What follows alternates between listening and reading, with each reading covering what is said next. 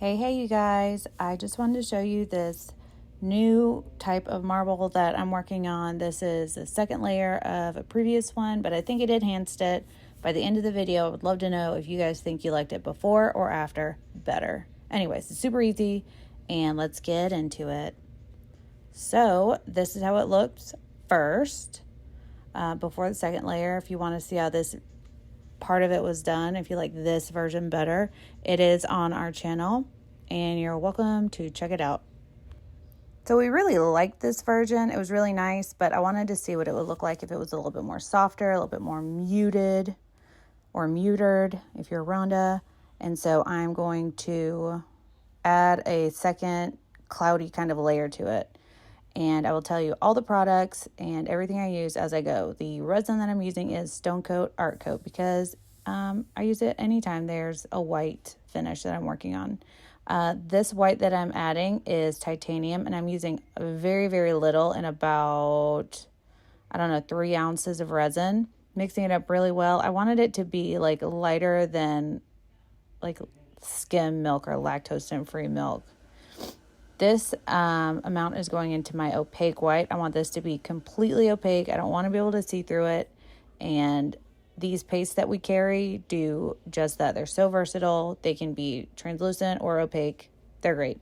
This is the Rich Gold Shimmer from Color Obsession. I don't know if I said the last color was titanium from just resin, but it is.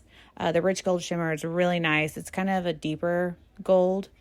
And this is the Gold Sparkle Bling It from Resin Art or Color Art. I'm using just a little bit because I only want to add sparkle. I don't want to add any like opacity from it. And if you put too much, it will become opaque. So first thing I'm going to do is underpaint some resin lines on top of the lines that I already have and some not on top of. I go kind of rogue in some areas. But this is going to add a lot of really nice depth to the piece in a moment once we get all of our translucent colors on. So I'm adding the skim milk type of white, and then I'm going to add just a little bit more white into what I have left to make it like an in-between tone between my opaque white and my translucent white. So I have a lot of range in tones. Tonality is very important to get depth. And depth always makes everything look more realistic, in my opinion. So now I'm just kind of melding it together, giving some directional lines. I'm not trying to mix the colors. I'm just trying to get some movement. And I'm going to go back over with some of my more opaque colors and continue this. I'm kind of just skimming over the top of it. Then I'm going to add some heat and move things around just to make sure that I like where it is. Now I'm going to add my super opaque white and add some fault lines or directional lines. And then also I'm kind of going really fast with my stick to give super thin broken lines over the top of it. And you can see that they're so soft, but they add so much depth. It actually reminds me of like frosted glass or ice that's kind of cracked a little bit. Anyways, I love it. And I'm going to use that in a lot more pieces coming up. For sure. I never really thought about going so fast and I'm trying to do thin lines because I didn't want the lines to break, but I super love how it looks. So now that I've given my white time to sink, I'm going to tilt it around till I like the direction that everything has kind of flowed into. And when you let it sink, you can kind of see here that shadow from where the translucent white is rolling over that sunken part of the titanium opaque white. And I super love the white kind of scratchy thin line, so I added a little bit more. And now what I'm doing is taking my liquid gold and I'm letting the propellant soak out into the paper. So if you don't let the propellant soak out and you put it in resin, it's going to bloom. You'll see in a minute how far that little line will bloom. And see all when I'm mixing it around, that dark that's in there, that's the same as what's bleeding out on the edge. And I want as much of that to soak out into this paper as possible. I just want the paint part of it. The propellant is kind of what makes it liquid for as long as it is. If you just took the propellant out, it would kind of seize up. It would turn solid. So I'm just trying to get as much of that out as possible. So I'm kind of just folding it around on this piece of paper.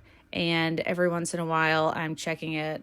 I call it a roadside check on these little bits of resin that's kind of not on my piece. So I keep checking to see how thin the line is. The thinner it is, the more I can control it, and the less likely it is to bloom and crack on the piece. Because I want to do thinner type of lines like these, but also this one's a little bit thick.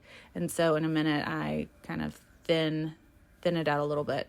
So this is a strictly floating gold. It will only be on the top of it, which means don't sand it off later. If you do sand, just sand around the floating gold areas. I love having a floated metallic color. It just brings a whole new level of brightness, of depth to a piece, and I don't know. I just love it. I hope you guys do too. It's really fun to work with, and one thing though is it has to be like the last thing you do. So I went ahead and heated it, and then I added the floating gold. If you heat the gold after you have it on the piece, it's more likely to bloom and crack.